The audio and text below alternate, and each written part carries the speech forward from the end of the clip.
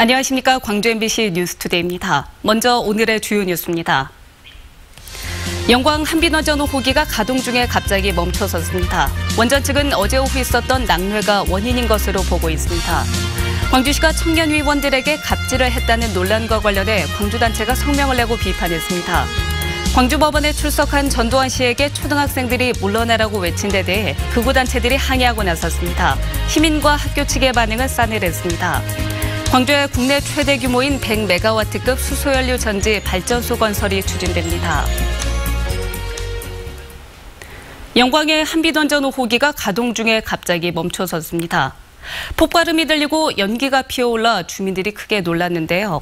원자력안전위원회는 낙뢰 때문에 사고가 난 것으로 보고 원인을 조사하고 있습니다. 우종훈 기자가 취재했습니다. 정상 가동 중이던 한빛 5호기가 갑자기 발전을 멈춘 것은 어제 낮 1시 30분쯤입니다.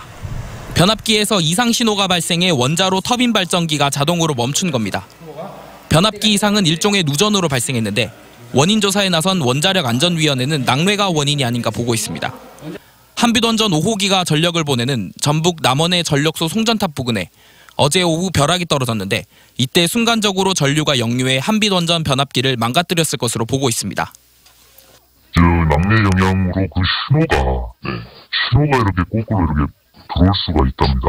그쪽 부분에서 뭔가 프로그래밍 이제 문제가 있나? 그거를 지금 살펴보고 있는 중입니다. 원전 주변 주민들에 따르면 가동 중단 당시 원자로 경납 건물에서 펑하는 굉음과 함께 하얀색 연기가 뿜어져 나왔습니다. 주민들이 공포를 느낄 정도였습니다.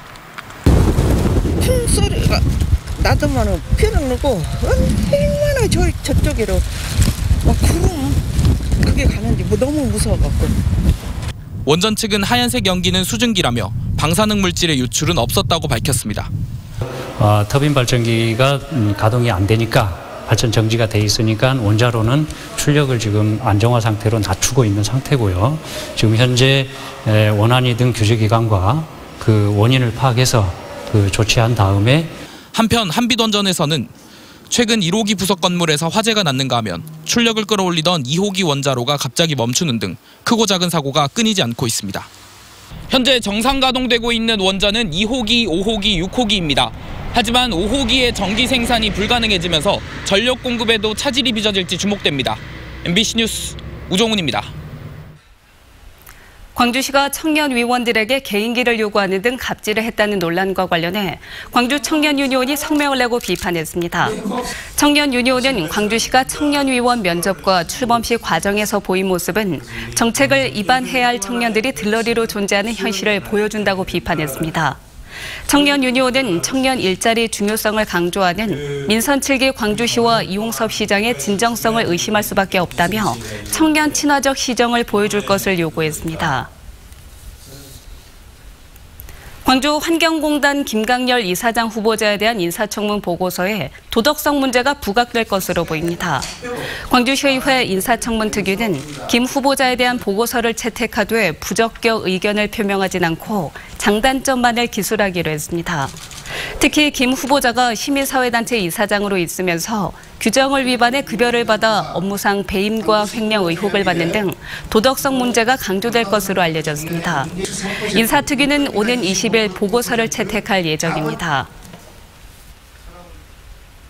전두환 씨가 광주지법에 출석한 지난 11일 그 모습을 지켜보던 초등학생들이 전두환은 물러가라를 외쳐 화제가 된 바 있습니다.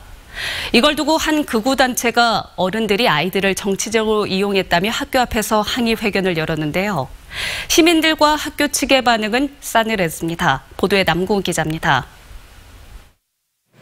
지난 11일 낮 광주지방법원 일대 전두환 씨를 기다리는 취재진과 시민들이 북새통을 이룬 가운데 법원 건너편 초등학교에서 내려다보던 아이들이 335 창가로 모여 구호를 외치기 시작합니다. 나흘 뒤인 어제 이 학교 앞에서 항의성 기자회견이 열렸습니다. 보수단체 회원 10여 명은 초등학교 앞에서 기자회견을 열고 교사들이 정치적 중립 의무를 지키지 않았다며 학교 측에 사과를 요구했습니다. 이들은 초등학교 교육 현장의 정치화가 심각하다며 사과가 없으면 학교 측을 고발할 것이라고도 말했습니다.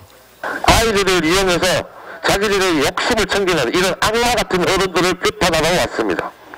시민들은 극우단체가 초등학교에 항의 전화를 한 데 이어 기자회견까지 열자 황당하다는 반응을 보였습니다. 어린이들을 정치적으로 이용하는 건 오히려 이들 극우단체라는 겁니다.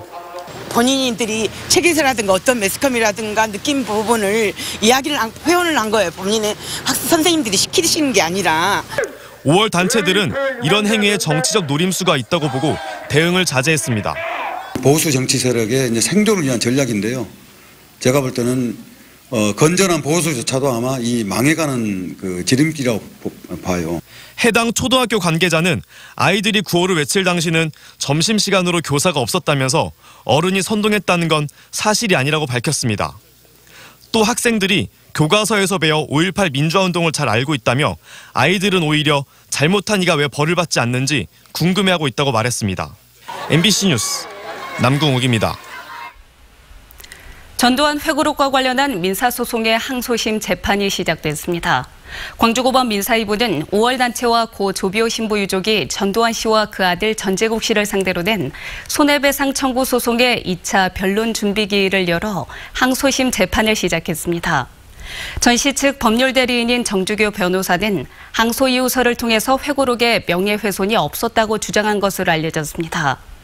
지난해 9월 1심 재판부는 전두환 회고록이 역사를 왜곡하고 5.18 당사자들의 명예를 훼손하고 있다며 5월 단체 4곳에 1,500만 원씩을 배상하고 회고록 출판 배포를 금지한다고 판결했습니다. 광주에 국내 최대 규모의 수소연료 전지 발전소 건설이 추진됩니다. 광주시는 남구와 광산구에 각각 100메가와트급 수소연료 전지 발전소 건설을 추진하기로 하고 한국서부발전과 사업 가능성 여부를 검토하고 있습니다. 이 같은 규모의 수소연료 발전소는 광주 전체의 전력 사용량의 15%가량을 생산할 수 있는 시설이며 사업이 원활히 진행될 경우 2022년 말 완공을 목표로 추진되고 있습니다.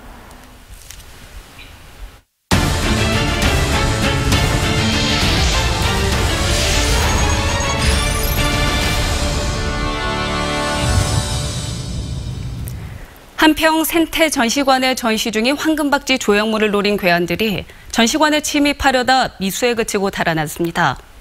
황금박쥐 조형물은 162kg의 순금으로 만들어졌고 시가는 80억 원에 달합니다. 김양훈 기자가 취재했습니다. 칠흑 같은 어둠 속에 모자와 마스크로 얼굴을 가린 남성 3명이 전남 한평 생태전시관 앞에 나타납니다. 주변을 서성이던 이들은 손전등을 비추고 절단기를 이용해 출입문 철제 셔터 자물쇠를 절단합니다. 하지만 철제문을 들어올리는 순간 경보음이 울리고 잠시 뒤 보안업체 차량이 도착하자 도주합니다. 셔터 장치가 어느 정도 올라가면은 경보 장치가 울리게 돼 있는데 그 경보 장치가 울리니까 지금 도망간 것 같습니다. 이 남성들은 생태전시관 내에 전시 중인 황금박쥐 동상을 훔치기 위해 침입을 시도한 것으로 보입니다. 순금 162kg에 은과 동을 조금 섞어 만든 황금박쥐 동상은 한평군이 지난 2008년 27억 원에 구입했습니다. 현재 시가는 80억 원이 넘을 것으로 추정됩니다. 2008년부터 지금 이거 황금박쥐를 하고 있는데 이런 일이 한 번도 없었는데 보안이 지금 삼중으로 철저한데 훔쳐간다고 온 자체가 황당하고요. 경찰은 전시관 주변 CCTV 영상 등을 통해 용의자들의 행방을 쫓고 있으며 현장에 남겨진 망치를 수거해 감식 작업을 벌이고 있습니다. MBC 뉴스 김양훈입니다. 어제 오후 5시 45분쯤 영광군 송이도 남서쪽 2km 해상에서 부산 선적 44톤급 예인선 지호가 침수돼 해경이 승선원 3명을 수색했습니다. 해경은 승선원 3명의 생사는 아직 확인되지 않았고 배의 앞부분을 제외한 나머지 부분은 침수됐다고 밝혔습니다. 해경은 해경 함적 8척과 연안구조정 1척, 헬기 석대 등을 이용해 수색 작업을 벌이고 강한 바람과 높은 파도로 수색에 어려움을 겪고 있지만 수색을 계속해 나갈 것이라고 말했습니다. 전라남도가 개학 시즌을 맞아서 학교에 납품되는 쇠고기의 한우 유전자 검사를 실시합니다. 전라남도는 한우를 급식에 사용하는 학교를 대상으로 식재료 납품 시간에 직접 학교를 방문해 급식 담당자와 납품업체 입회하에 시료를 수거해서 검사를 실시할 계획입니다. 전라남도는 지난해 관내 115개 학교에 납품된 한우 고기를 검사한 결과 모두 한우로 확인됐다고 밝혔습니다.